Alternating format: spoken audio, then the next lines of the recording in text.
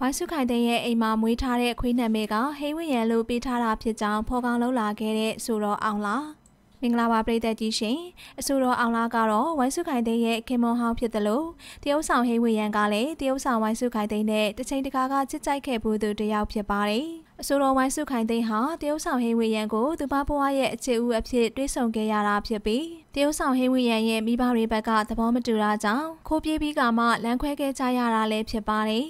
ဒါပေမဲ့အခုနောက်ပိုင်းမှာတော့တရုတ်ဆောင်ဟိဝင်းရန်နဲ့တရုတ်ဆောင်ဝိုင်းစုခိုင်သိန်းတို့ဟာအနုပညာသဘောတရားအရာခင်မင်ကြတဲ့မိတ်ဆွေတွေအဖြစ်ရှိနေသေးတာဖြစ်ပြီးတရားပေါ်တရားအညိုးအာကာတာတွေလည်းမရှိတော့ပဲဖြူစင်စွာနဲ့ပဲဆက်လက်ခင်မင်လာခဲ့ကြတာဖြစ်ပါတယ်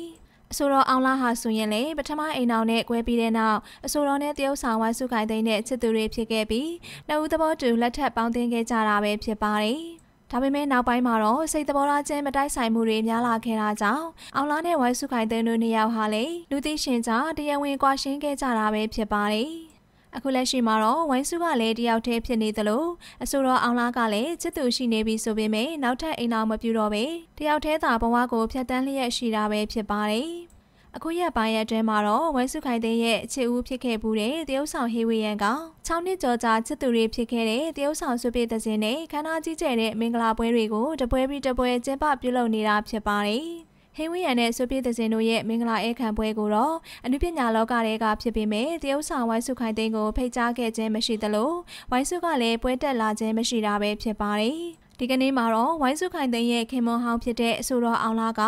သူ့ရဲ့ဇနီးဟောင်းဝိုင်းစုနဲ့ပေါင်းသင်းနေထိုင်စဉ်ကဝိုင်းစုခိုင်သိန်းဟာသူမရဲ့ခွေးလေးနာမည်ကိုဟိဝင်းရန်လို့ပေးထားကြောင်းသိရှိခဲ့ရပြီးအခုအချိန်ဟိဝင်းရန်မင်္ဂလာဆောင်ချိန်မှာဖော်ကောင်လှုပ်လာခဲ့တာလည်းဖြစ်ပါတယ်အဆိုတော်အောင်လားဟာဝိုင်းစုနဲ့နှစ်အနည်းငယ်ကြာပေါင်းသင်းနေထိုင်ခဲ့ကြပြီးဝိုင်းစုခိုင်သိန်းအကြောင်းကိုခရီးစစ်တွင်းကြသိထားသူတစ်ယောက်လည်းဖြစ်ပါတယ်ဒါပေမဲ့အခုလိုဟိဝင်းရန်တို့မင်္ဂလာပွဲကျင်းပနေချိန်ရောက်မှာအခုလိုစကားလုံးတွေဖော်ကောင်လှုပ်လာခဲ့တာကဘသူ့အတွက်မှကောင်းမနေဘူးဆိုပြီးတော့ပြည်သက်တချို့ကလည်းဝေဖန်နေကြတာပဲဖြစ်ပါတယ်